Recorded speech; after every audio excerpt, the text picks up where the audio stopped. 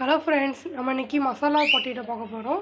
அதுக்கு ஒரு 3 உருளைக்கிழங்கு நல்லா வேக வச்சு நல்லா மசிச்சு எடுத்து வச்சுக்கோங்க. இப்போ ஒரு பேனில் கொஞ்சம் எண்ணெய் ஊற்றிக்கோங்க. எண்ணெய் காஞ்சனையும் கடுகு, சீரகம், உளுந்தம் பருப்பு எல்லாம் மூணு போட்டுக்கோங்க. நல்லா பொரியட்டும். பாருங்கள், நல்லா பொரிஞ்சிச்சு. இப்போ நம்ம இதுக்குள்ளே கட் பண்ணி வச்சுட்டு சின்ன வெங்காயம் கொஞ்சம் போட்டுக்கோங்க. பாருங்கள், சின்ன வெங்காயம் போட்டாச்சு. சின்ன வெங்காயம் போட்டு நல்லா வதக்கிக்கோங்க.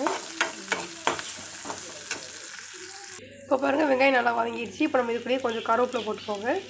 கருவேப்பிலை போட்டாச்சு. இப்போ நம்ம ரெடி பண்ணி வச்சுருக்க உருளைக்கிழங்கு இதில் போட்டுக்கலாம்.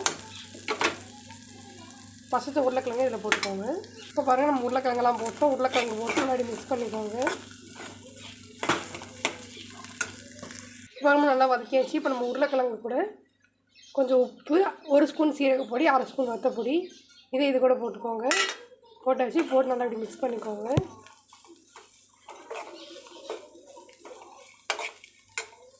இப்போ பாருங்கள், நல்லா மிக்ஸ் பண்ணியாச்சு. இப்போ நம்ம இது கூடயே ஒரு 1/2 கிளாஸ் அளவுக்கு தண்ணி ஊற்றிக்கோங்க.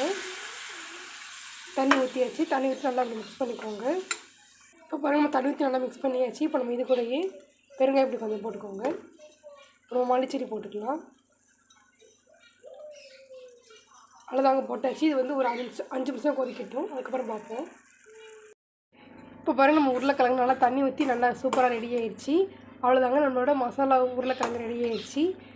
நீங்களும் வீட்டில் ட்ரை பண்ணி பாருங்கள். ரொம்ப சூப்பராக இருக்கும். சப்பாத்திக்கு வச்சு சாப்பிட்டீங்கன்னா ரொம்ப சூப்பராக இருக்கும். தேங்க்ஸ் ஃபார் வாட்சிங்.